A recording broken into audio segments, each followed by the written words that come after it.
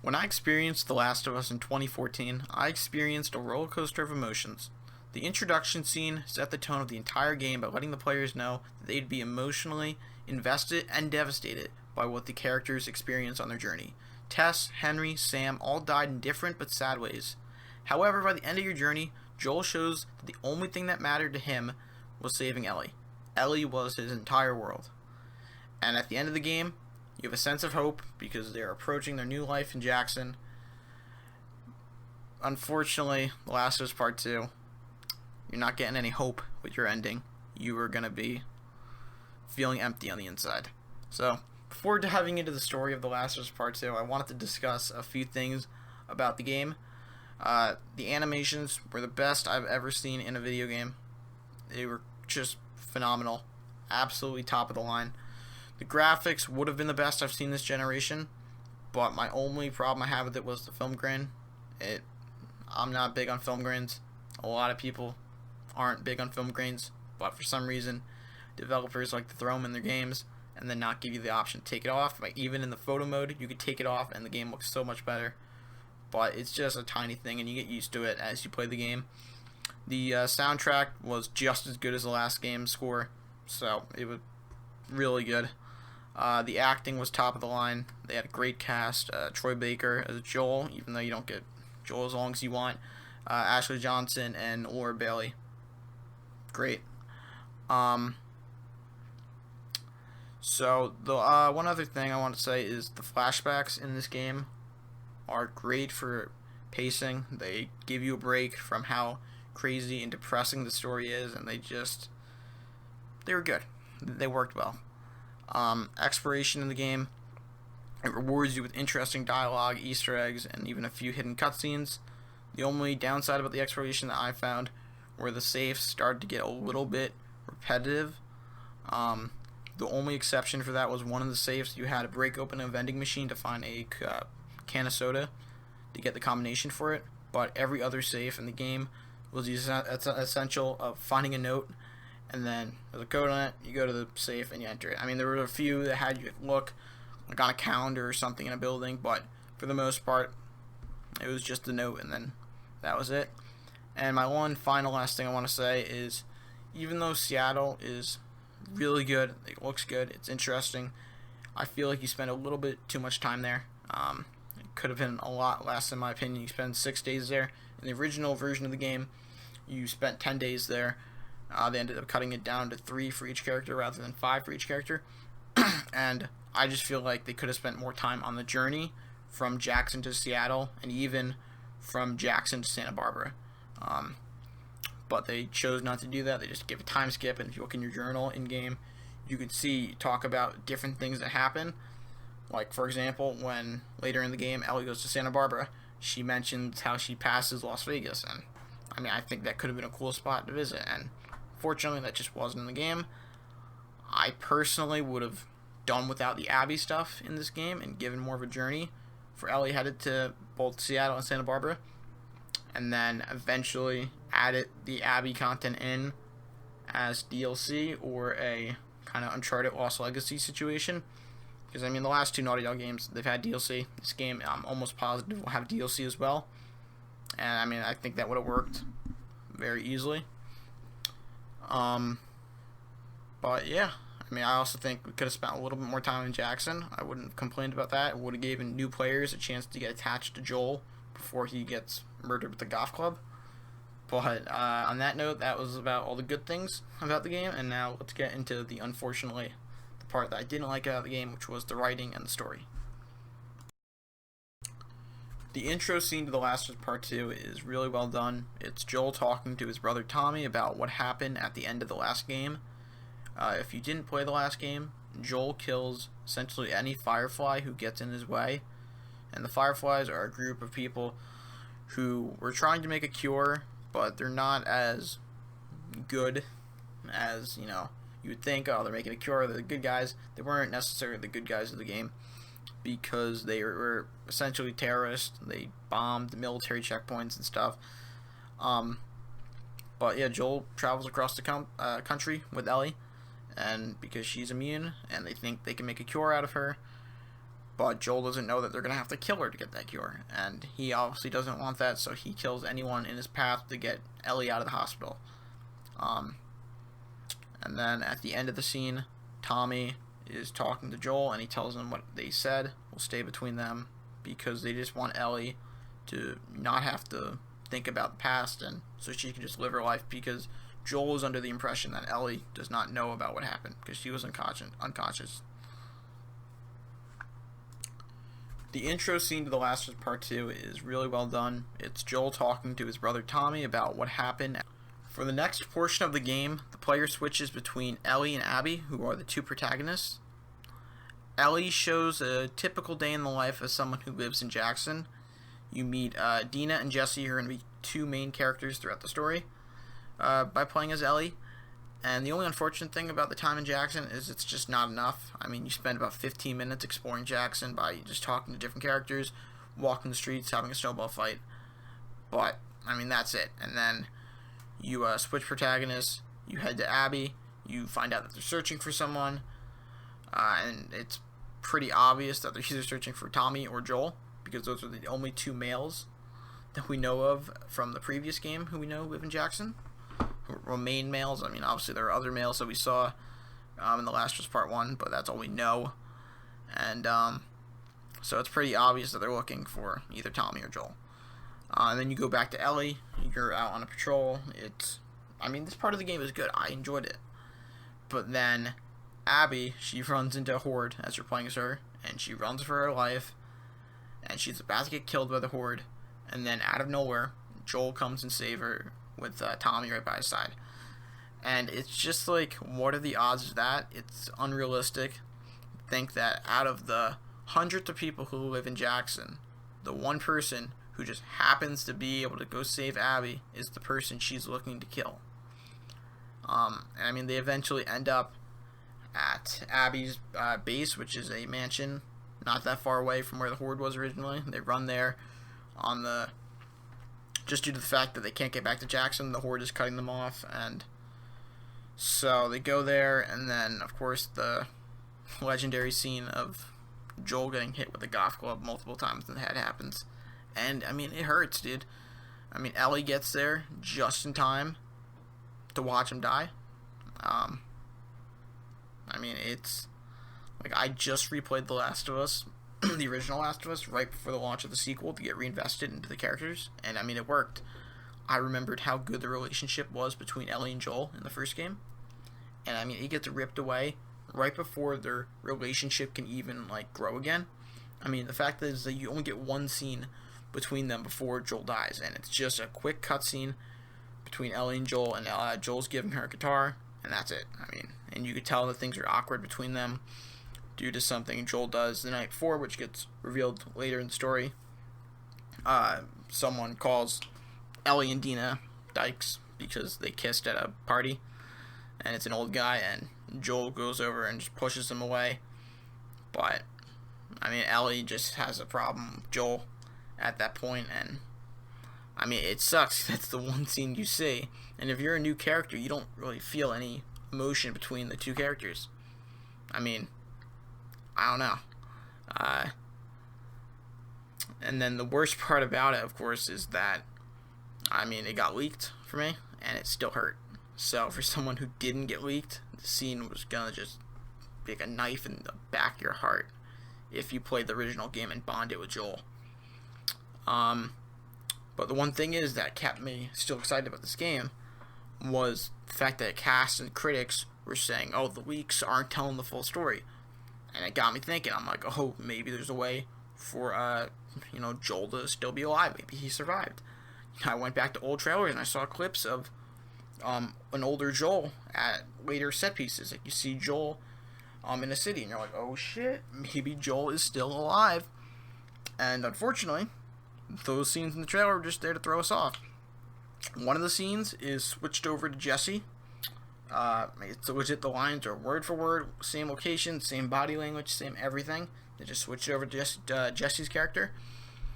And then another scene that we see is when Ellie not escapes from Jackson, not that she's getting held there hostage, but Ellie sneaks out in the middle of the night and she rides up to St. Mary's Hospital, which is the hospital from the last game, and she goes there to try to find out the truth about what Joel actually did, and she discovers through tapes about what happened, and Joel rides there, and it's a much younger Joel in the actual game, and he comes there and just, they have an apology scene and whatever, but in the trailer they show clips from that same scene, and it's an older Joel thinking that, oh, I mean, this is from somewhere in the main story, because it's an older Joel, and it's just deceptive in my opinion. It's deceiving, because even Joel says the line like, oh, I wouldn't let you do this alone, and you're like, oh, alright, shit, Joel is coming along on this journey. They made it clear that Ellie is the main character of this game, but they never made it clear that, oh yeah, Joel won't be going with you on this journey, he's dying before the journey even starts.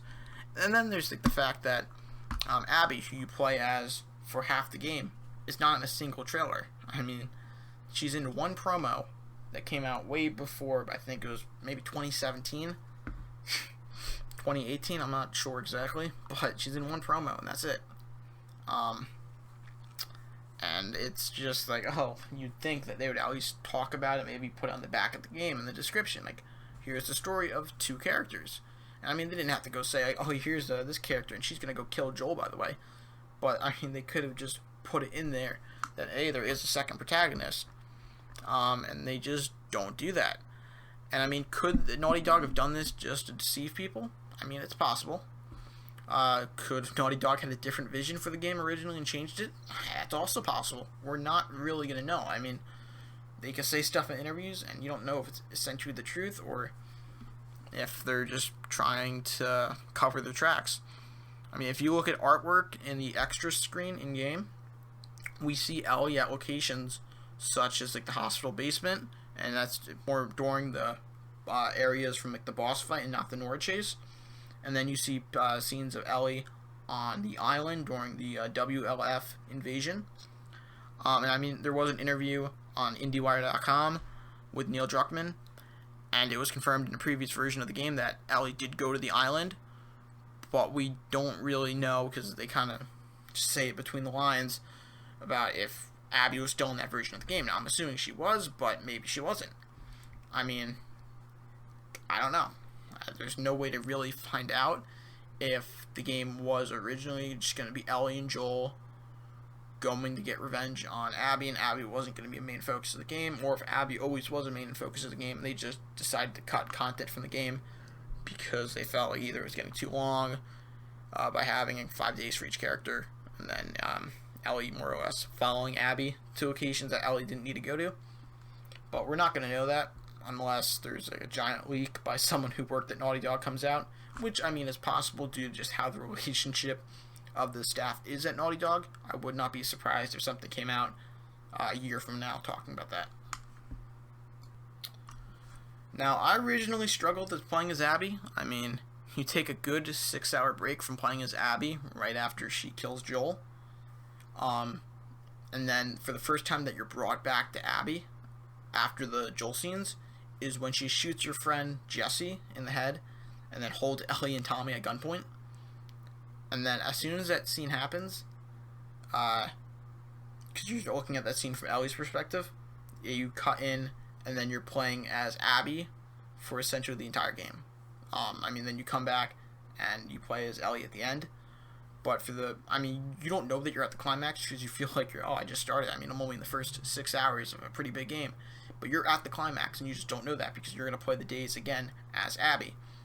And now, I mean, they do a good job at showing Abby as a caring person to a degree. I mean, the first scene you get as Abby as a child is a flashback of her at the zoo with her dad when they save a zebra, which is my personal favorite animal. So I thought that was a cool scene. They save a pregnant zebra who just had a kid. I don't know what a kid zebra is, but so it shows you what Joel took from her, because it is revealed that Joel kills Abby's dad, who is the head surgeon.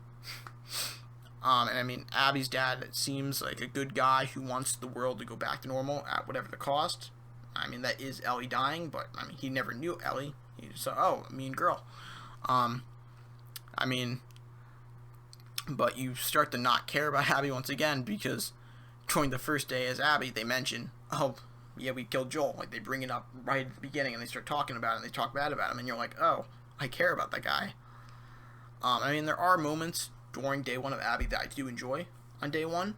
Like Mel's dog is a complete badass, and you get to play with dogs and shit. And you see the Washington Liberation Front from a different perspective. They aren't really those one-sided bad guys that you see from Ellie's point of view. But it takes until like the middle of day 2 to actually start to care about Abby's character, in my opinion, and that's when you're spending a lot of time bonding with Lev, and it gives you some of the best set pieces during the entire game.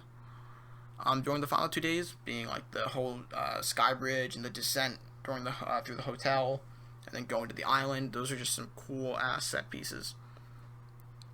But then eventually you do get to the point where Jesse was shot. And they put this in a scene right after Abby finds out that Ellie killed Owen, a pregnant Mel, and her dog. All 3 of those in self-defense, to be fair. But, and I do have to put the need that the dog's death hurt so more than Owen and Mel dying. Not that I didn't care about either of their characters. I just had a problem with things both of them do as we play as Abby, while the dog is a saint, and it's perfect.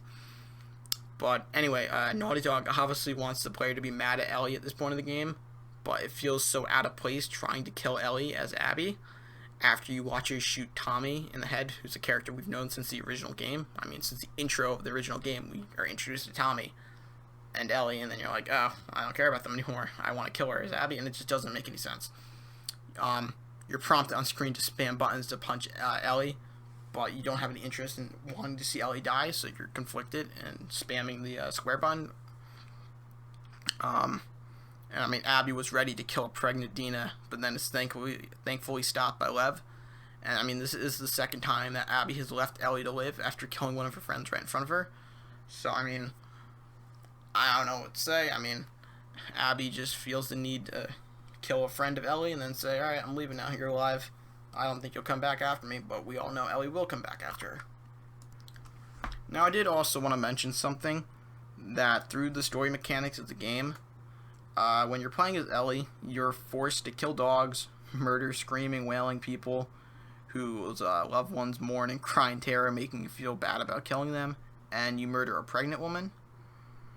And then when you're playing as Abby, you're forced to play and have fun with dogs, defend yourself against evil, scary, transphobic jungle people, essentially, and save kids' lives.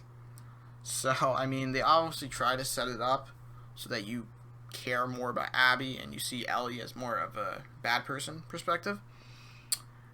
And, I mean, in Ellie's darkest moments, she attacks a woman who was tied from being involved in her father's death, aggravates Ellie even more by saying Joel died like a little bitch.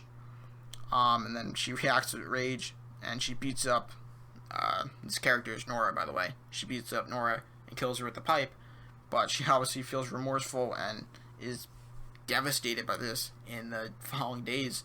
You see her, how she is when she gets back to the theater. She's obviously shaken up, and she's a mess when she gets back to Dina. And then the other worst thing that Ellie does in her darkest moments is she kills a woman who she later finds out is pregnant. I mean, she didn't know it at the time, and she kills her in self-defense, but when she finds out she's pregnant, her hearing fades, she collapses, she starts hypoventilating, she's clearly disturbed, she's remorseful and regretful, and I mean, that ends up screwing her because she drops her map in the process, which gives Abby the exact location where to find her. But in Abby's darkest moments, she shoots an old man in the knee who previously just saved her life and was completely friendly and warm to her, even offering to come, stay at Jackson. And then she takes pleasure in beating him with a golf club, torturing him, where she grows so exhausted that she needs to take her jacket off. And that scene continues for probably a good 10 minutes, where they're just beating Joel with a golf club until he slowly dies. And then she delivers the killing blow right in front of a screaming child who begs for his life.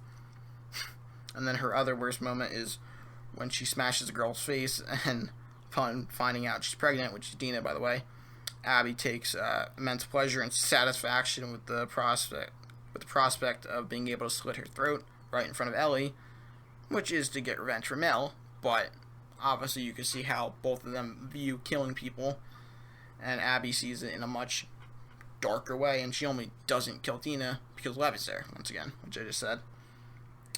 And both of them do have their darkest moments out of revenge, but you can obviously see which character feels worse about it after it happens.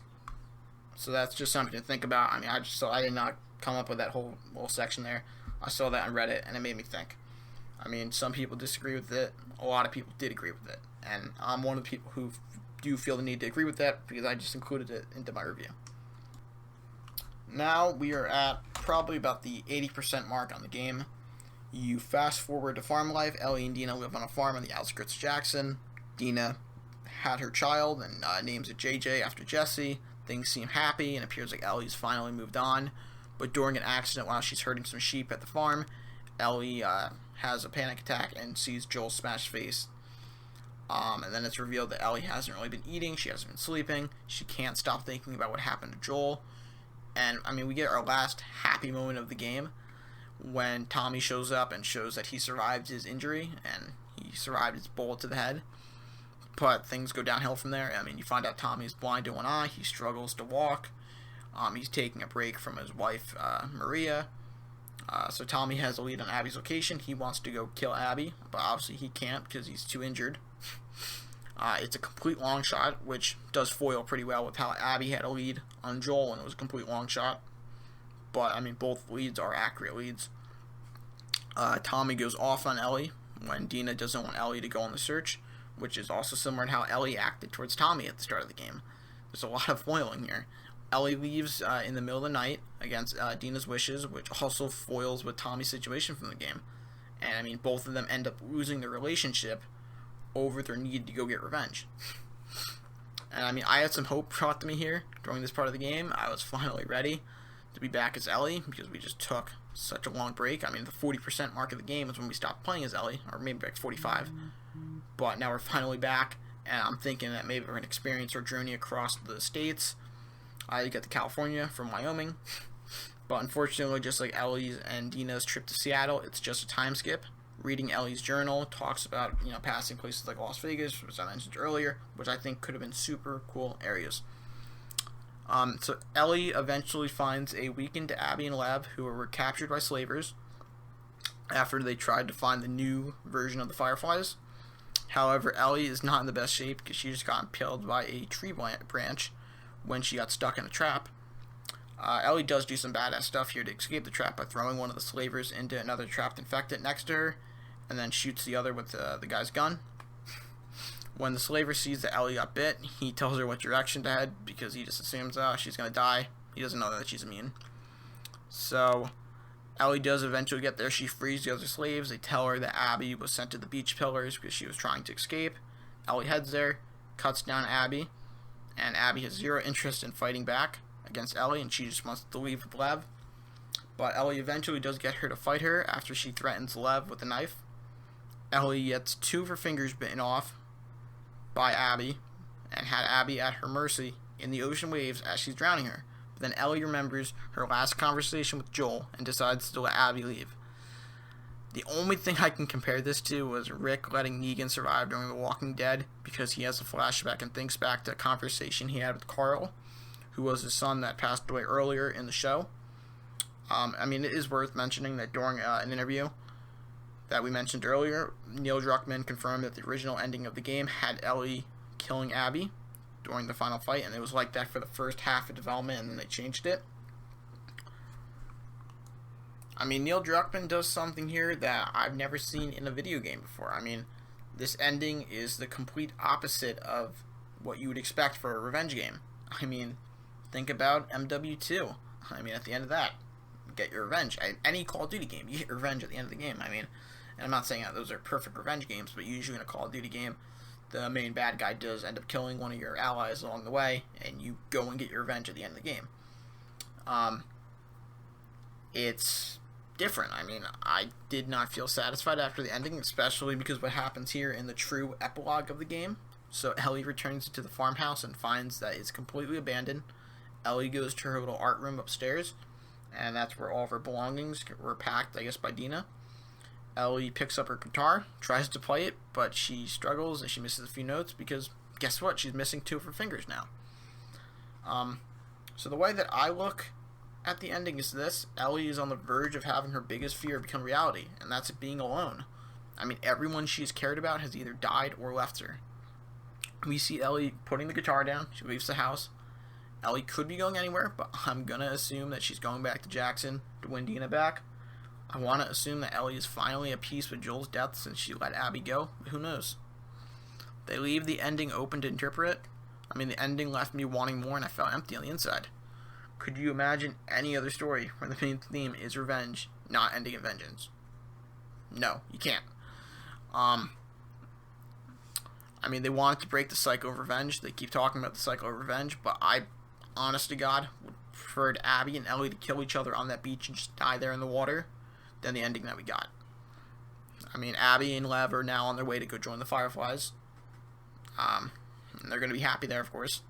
I mean, I can't stop to think about all the WLF NPCs who were killed along the way, and they were essentially innocent. I mean, they didn't do anything to Ellie. I mean, all of them died because of what Abby did to Joel, but then she gets off the hook. I mean, what about all the WLF members that Abby herself kills when she's protecting Lev on the island? I mean, that was worse than Joel killing a bunch of strangers that he never met to save Ellie, since at least he knew Ellie for more than a day and a half. I mean, he knew Ellie for a whole other trip across the country. Abby knew Lev for a day and a half. I mean, the only way I could look at the ending and be satisfied is the fact that Abby lost everyone that she was close to, besides Lev. I mean, I really wish that Ellie didn't pressure Ellie to go follow that lead about Abby being in Santa Barbara, because if she didn't go there, Abby would have died on that pillar, judging off the bodies that we see rotting away next to her. To summarize my opinion on the game, everything was amazing besides the writing.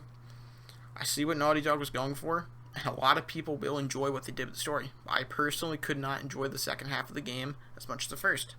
I struggled to relate with Abby, and rooted against her while we're playing as her, which, throws things off. In my eyes, the game is a 7 out of 10 if you played The Last of Us Part 1. Now, if you didn't play The Last of Us Part 1, you didn't get the chance to bond with Joel and Ellie, you're going to enjoy this game a lot more. I mean, I've seen plenty of people who didn't play the first game and say, oh, I relate with Abby more. I see where Abby's coming from. And that's okay. I mean, but as someone who played The Last of Us Part 1 very recently and got the chance to rebond with all the characters, I could not feel that way.